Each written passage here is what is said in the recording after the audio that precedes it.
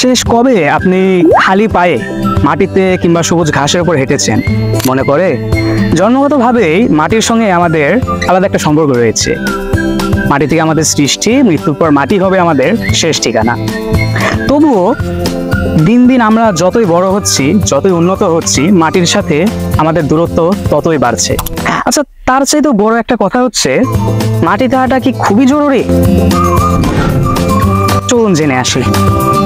মানুষ বাদে পৃথিবীর প্রায় প্রতিটি প্রাণীর মাটি কিংবা প্রকৃতির সঙ্গে সরাসরি যোগাযোগ রয়েছে, কিন্তু মানুষই একমাত্র জীব যারা জুতা পায়ে হাঁটে, বিছানায় ঘুমায়, চেয়ারে বসে, প্রকৃতির সাথে একটা দৃশ্যমান সীমানা প্রাচীর তৈরি করে জীবনযাপন করে। প্রকৃতির সাথে এই যে মানুষের এই দূরত্ব, সম্পর্কহীনতায় মানুষকে অসুখী করে তুলেছে।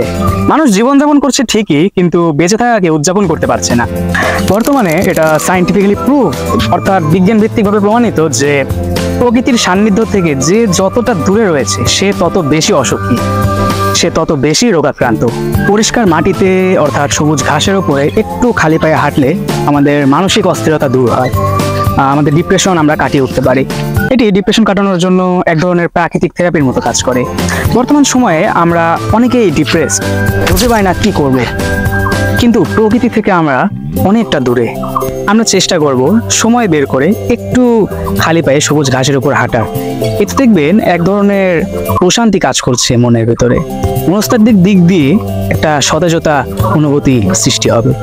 তাই চেষ্টা করবেন একটু সময় পেলে খালি পায়ে একটু সবুজ ঘাসের উপর হাঁটার, একটু প্রকৃতির সংস্পর্শে আসতে। কেননা মনে রাখবেন, সবই প্রকৃতির নিয়ম।